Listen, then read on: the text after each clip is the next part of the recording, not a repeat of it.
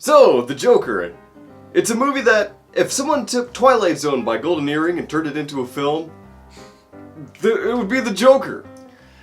You're not wrong. Listen to that, and you will actually know that. I'll put a link in the description. Yeah, it actually encapsulates the whole goddamn movie. And they didn't play it once in this movie. Which was a little shocking. But maybe it would have been too on the nose. A clown nose, if you will. I am Joe Ritlin, by the way. This is... The Durbinator. So yes, we're going to keep this spoiler-free for a few minutes. What did you think, without spoiling, what did you think of the movie? Overall, I think this was a really great movie. Right. Well written, well directed. It took a lot from better directors than the director and producer of Road Trip Old School and the Hangover trilogy. Oh, wait, I have IMDb open. Yes. Wait. I'm sorry. I'm sorry. I have to look at this. Just give me a second, folks. He needs to reconfirm because, in spite of how many times I told him, he doesn't believe it. I'm sorry. What? How? Yes. He went from these kind of comedies. Bradley Cooper was also producer in this movie. Yeah, he went to these to a dark comedy. This was a dark comedy, right? I don't think it was a dark comedy. It was a character study. Why was I laughing during some of it then? Because you have some deep-seated issues in which you need therapy. Speaking of therapy, that actually is a theme around this movie as well. So with this, it is definitely a character study of Joaquin Phoenix playing Arthur Fleck, who later becomes a Joker. It's very much an origin of Joker. Yeah. There are other side characters and everything. Are they figments of his imagination, his growing psychosis? What is the issue? A lot of this movie, it does build around that, and as the movie progresses, you start to pick up more and more, because at first he looks like a sympathetic character, but as the movie progresses and he becomes more distant from that, and more the audience can more clearly see what exactly is wrong with him. And how unhinged he is. And all that. We'll get into that in the spoiler We will. talk. Don't get me wrong, though. If you thought this was going to be a happy-go-lucky movie, and I got news more like for you. a saddy-go-fucky movie. Yeah, that's about right. But there was a lot of good shit in this movie. I will say, for me personally, this was by no means the best movie of the year, in my opinion. If there are others of you watching this out there, that's totally fine. Because, you know... No, I perfectly understand if you guys view this as one of your favorite movies of the year. Is it one of the best performances I've seen this year or in many years? Oh, yeah. Joaquin Phoenix is fucking phenomenal. Anybody that plays the side characters are absolutely great in this. Like, really, everybody plays their roles perfectly. Yeah. And it's Joaquin Phoenix, Heath Ledger, and then, of course, Mark Hamill up here. Because it's Mark Hamill. And the Tears of Joker is what we're talking about. Yes. You've got Heath Ledger and you've got Joaquin Phoenix. The dedication that these guys brought to this role is immense. And Mark Hamill's up here because he's done this for 20 years. Yeah, and you can't top Mark Hamill. 20 plus, I think. Close to 30. Yeah. But this movie really establishes the personality of the Joker as he steps into that role. Yeah. And how he views himself. It's like, and I'm going to use this analogy. It's like they take it without spoiling anything. It's like it's a slow burn for a bit. You can see it. You can see it bubbling. And then they just take the, the friggin' dial. And then they turn it up to 11. Yeah. Ours goes up to 11. Yeah, it's got our Spinal Tap. Yes. All the damage he causes. This was, at this point, yeah. And it does not pull any punches with how gritty they make Gotham look. Everything looks cool. But again, to me, personally, this is by no means my favorite movie of the year or a perfect movie. But I totally get why some people do like it. And a more shallow perspective would be the we live in a society perspective, but this movie isn't that. No. Trust me, this isn't a cog in the machine falling out of place. Also, there are people, and you pointed this out, you and I were discussing before we started recording this, that the deal here is that people are like, oh, well, kids are going to start shooting up stuff, or kids are going to think it's okay to go out and do this stuff. Well, one, if you're letting your kids watch this goddamn thing, you got a problem. I mean, to be honest, there are going to be teenagers who are going to go see this. Oh yeah, no. I mean, I'm not saying that. Parents take them along to see this movie because they're idiots. Right. This is my thing. You may as well just let them watch Taxi Driver and just leave it at that. Speaking of, Robert De Niro, he kind of goes full circle here. There's a lot of taxis, and he wasn't driving anything. Comedy. That good. I mean, It's a better comedy than Meet the Fockers, let's be honest about that. I don't think anyone is disputing that. That's true. I mean, you can milk anything with nipples. No. No, you... God damn it. Thanks for making me think of that again, Chris. You're welcome. So... It is what I do. I got that out of my head. So, with this, by no means perfect. Yeah. But very good. And Joaquin Phoenix, if he's not up for some kind of at least a Golden Globe, even an Oscar, I'd be amazed. He lost 52 pounds for this, as you point out to me. Yeah. But let's get into spoilers talk. So right here...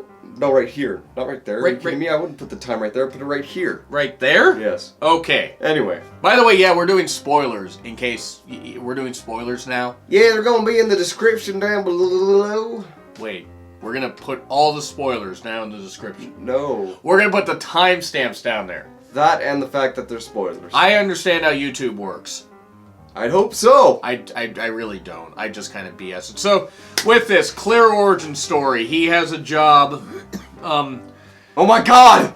That's why he became a villain. Because he has a job. He's employed. But in all seriousness, yeah, he's outside of like a shop where like everything must go. It's like, you know, Gotham's kind of sliding downhill. He's got a sign. He's employed by this one company, and at one point, he's just somebody that just wants to be noticed. He's taking care of his mother, played by Frances Conroy, who's in American Horror Story. Yeah. And he really just wants to be noticed. He follows, Robert De Niro's character, which is Murray Franklin. And, you know, he's a talk show host. He's like if Jay Leno and Johnny Carson, like, had a bastardized talk show. I mean, am I wrong? That's kind of what it looked like. He didn't have a big enough chin. But... he meets, after this thing with the sign, and you saw it in the trailer. Yeah. These kids steal it. He chases them. They bash over his sign. Yeah, over his sign. Well, I mean, he's kind of attached to the few remnants of, like, his sanity that's slowly drifting away. He's more trying to cling on to a society that's leaving him behind because he can't keep up. Yeah. And as things begin to fall apart around him, he begins to get these delusions of grandeur. He envisions people seeing him as something. Like, he meets this woman with her kid in an elevator. This one encounter. And it sparks this whole fantasy that he creates. Yeah. That manifests in, after... He sees himself, he's dating her, he's taking her out to the comedy club. People are laughing at his jokes, at his humor. But all through this, after his mother suffers an illness issue, where's the kid? Every time he struggles, he escapes. Yes. Which we all do. Maybe not to this extent. No. But we all have escapes. Don't escape like this, by the way. It's not a good idea. He is not a sympathetic character. No! He is not portrayed as a sympathetic character. Oh, no. Because in the beginning, yes, you could have some sympathy for someone in this situation. Right. But as the movie continues, and he drifts further and further away from you or I. Right. More you than me. You can see in detail just how wrong everything he views is. Oh, God. He views himself as the protagonist of his own story. No one is a protagonist in any story. You are a cog in the machine, and the machine is us moving forward. And unfortunately with him, he's not even a cog. He's like the dirt in a cog. And I'm just saying how he is in society. There is a overwhelming tension building in the city between the rich and the poor. Class warfare has been a constant theme of humanity. Yeah. The police are having a hard time getting a hold of it. And in his first killing, when 3 drunk assholes decide to try and beat him because he interfered with them getting all rapey faced with the chick, he shoots them. And as one guy tries to crawl away, he shoots him again, shoots him in the leg to make sure he can't run anywhere. Shoots him again. 8 times with a 6-shooter, by the way. Yeah, how? That's one thing It's either movie physics or another delusion. But we all had the same delusion, though, because we count 8 shots. I get what you're saying. This movie really felt like it was told from Fleck's perspective. Yeah, his flexpective, if you will. I would have gone with Perplextive, but we'll go with that. Okay, I feel like yours better. And as the movie proceeded, he starts viewing himself in a grander and grander vision. He starts dancing to himself. The music, by the way, I do want to point out the music. Speaking of dancing, the music is on point in this. Yes. Very good stuff. Sometimes I thought the slow-mo a little too influenced by Martin Scorsese and others. Sometimes it worked. Yeah. Other times I'm like, okay, now you're just stretching for fucking time here. I don't know why for 2 hours, but... Am I wrong for thinking that? No. I was in agreement. Okay. But this movie... The way everything was portrayed, I think some characters needed more fleshing out. Some characters may not even need to have been there. And yeah. But everything served as a trigger for him to believe that the world owes him something.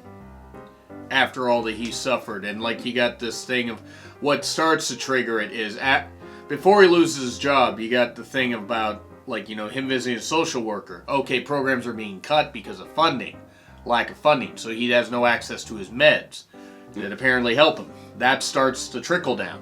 There's the another underlying subplot of telling the Waynes. Thomas Wayne, Bruce Wayne's dad, wants to run for mayor to clean up the city. Yeah. Refers to these, this refuse as clowns. Yeah. And then hence starts. They're a bunch of clowns. They're losers. They're violent. They're criminals. Thomas Wayne had bigger hands.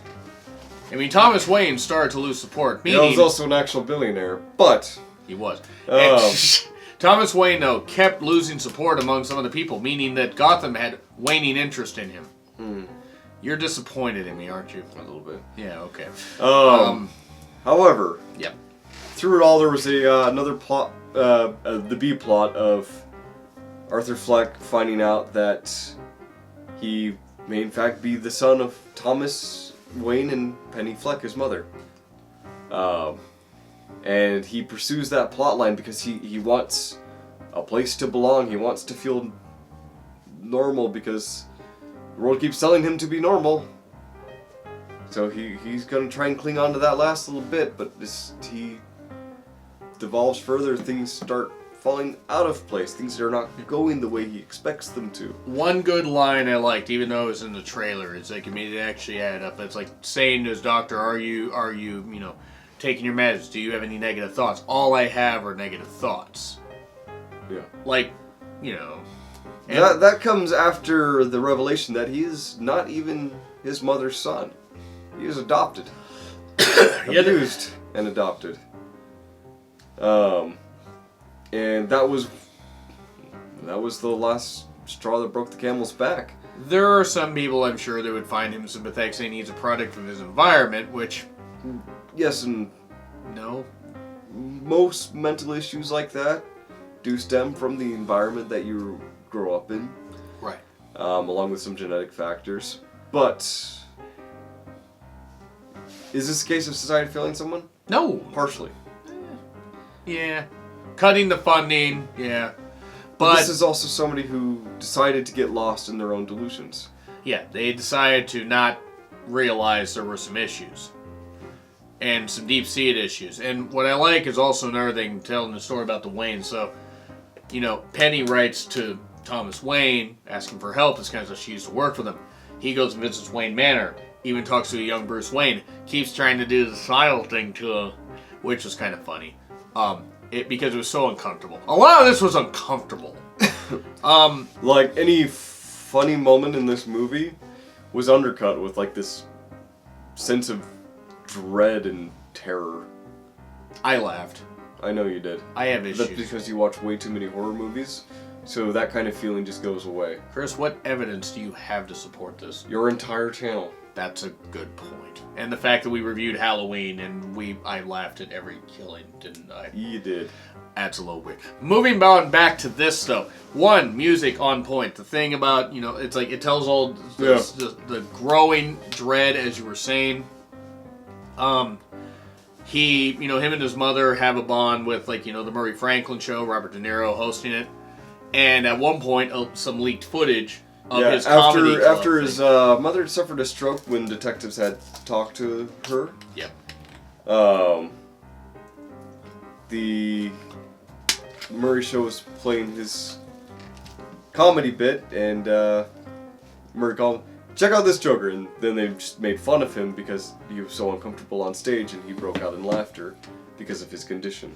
He really got the laugh down perfectly. Yeah, and I love how as the movie went on, the laugh went from uncomfortable to too comfortable. Yeah, dude, like where he was embracing who the fuck he was. Mm-hmm. But yeah, with that, you got the whole thing, like, the violence, the escalating violence when the cops pursue him after he dresses up in the Joker garb. Yeah. Really good stuff. They played Gary Glitter's, da da da da, hey, as he's going down the stairs.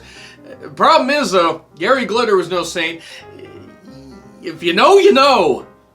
Not a good guy. The music was good, though. I love the music. Can't get over how great the music is. I thought it was filmed well. Then they pursue him.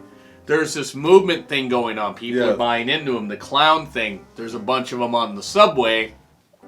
And then that is when everything gets literally triggered by a gunshot. Yeah. And then they get the shit beat out of him. When the bullet hit the bone. he manages to get away. Yeah. And get to the show because he got invited onto the show. Well, then it's not going the way he wanted it to with the jokes. Yeah, everything started falling apart from the moment he stood behind the curtain. He was told, or Murray started poking fun at him and then bringing him out. So he goes and does his entrance that he was planning. He dances his way over, gives the what was it, Dr. Salad as she's called? Oh God, yes. Which must have tasted funny. Because he's a clown. Are you proud of that? Yes. You should be. But, he sits down, he tries to tell jokes, and Murray shuts it down every time he tries to tell a joke. So he gets grim. Very. Like, quickly. Knock, knock. It's a detective. Your son died because of in a car accident to a drunk driver. And then, things start falling apart, and he confesses on TV that he killed the 3 rich assholes. And then, Murray's trying to talk him down. And he goes on this spiel about the rich, the poor, that kind of stuff, and a good speech. You're an asshole too, Murray. He saw Meet the Fockers also. I will not let that go. You want to hear another joke? And then shoots him on live TV, everyone runs, fires a couple more rounds in, he walks up to the camera and goes, you know what they say? That's life! Beep! And then it cuts out. And then there's this whole thing of almost like the architects, like Matrix. Things still didn't go right for him where he goes, that's life, and then it cuts off before he could finish. But then, Gotham is in flames at this point. Yeah, the cops have tackled him and they arrested him. They're driving him off to the police station. But unlucky for the rest of the world, some rioters hijacked an ambulance and crashed into the police car. That's when they notice that he's in the car and they drag him out of it. Now the movie makes it seem like they saw who he is, that he is the instigator of all of this, that he is their savior, and they drag him out of it. But the other perspective is, he's just another clown. We're all clowns. He's just another clown, and he was being held down by the man, so might as well get him out of there. But yeah. Yeah, that's about right on that. And movie ends with him in an insane asylum, whether it's a flashback or whether it's Arkham. It was Arkham.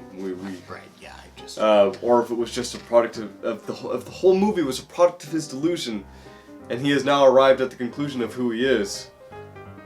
I did like how they showed what happened with Bruce Wayne's parents getting shot by a random guy. Yeah, rather than it being the Joker, which would be...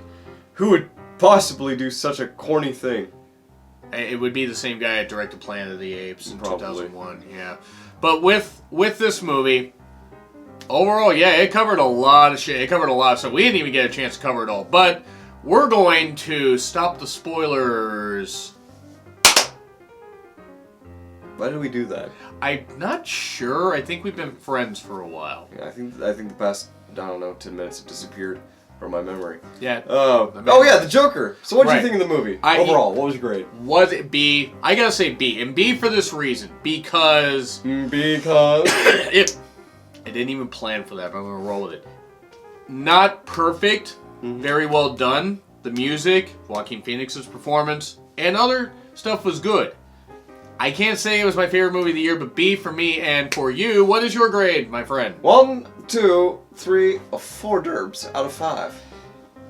How long has it been since you've done that? I don't remember. It's been a while, but yes.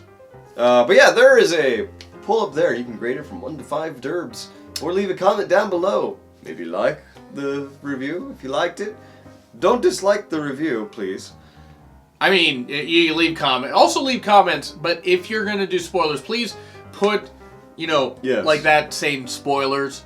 Here are my thoughts, spoilers, or something like that. That way you don't spoil it for people. Yeah, subscribe while you're at it. We do we have mostly wrestling reviews, some game streams here and there, and the occasional movie review. I review the occasional horror movie review, the occasional one. I only reviewed 3 in one sitting. Okay, I don't have enough fingers to count how many times you've reviewed a movie this year. But anyway. I've watched about 35. Yeah. Anyway, I'm John Rentlin. This is The Derbinator. All right, we will see you tomorrow. Yes. Oh, God, Hell in a Cell. Oh, God.